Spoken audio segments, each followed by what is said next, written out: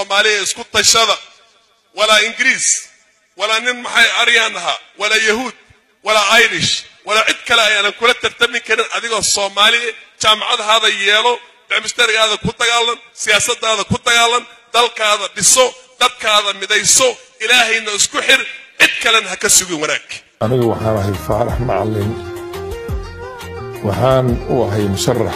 kursiga baarlamaanka magaalada Gaarisa oo la yiraahdo Gaarisa Township Constituency waxaan idin codsanayaa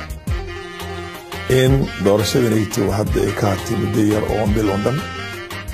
aad garab isiisaan oo aad helisaan Soomaaliyeey fadlan codkaada si musharax Faarax Macallin oo u taagan xildhibaanka laga soo doortay magaalada Gaarisa ee gobolka Waqooyi Bari ee dalka Kenya mudane Faarax Macallin waxa uu ku soo biiray siyaasadda dalka Kenya 1992 waxaana waxbarasho heer jaamacadeed haystay in ka yar ilaa 65 arday markii uu ku jiray siyaasadda dalka Kenya hal sano oo qura waxa uu suurto galiyay inay wax ka bartaan jaamacadaha dalka Kenya ilaa 550 arday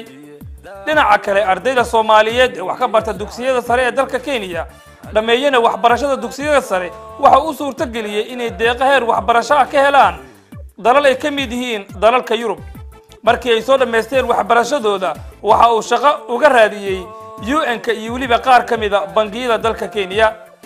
musharax Faarax Macallin waxa uu degmada Lagdheera ka hirgeliyay ilaa 49 cilbiyood waxa uu ka furay xarumo caafimaad musharax Faarax Macallin haatan waxa uu taagan yahay inuu noqdo xildhibaanka laga soo doortay magaalada Gaarisa mudane Faarax Macallin waa siyaasiga kaliya ee u dooda midnimada dalka Soomaaliya isla markaana ka hadla arrimaha dalka Soomaaliya idagaysta ma kala jeclo daarood iyo maxay ahayd dir iyo hawiyo iyo isaaq iyo nin kasta waxay kala jeceliyeen malaha kulligeen Soomaali baati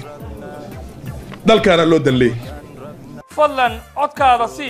musharax Faarax Macallin si uu ku difaaco berito وبيلي شعبك iyo halyay qaran baatago dadkaaga ku haway bulshadu kuma hori karto ubal reer Gaarisba dhamaan ku helano ogow horumarkaaga suga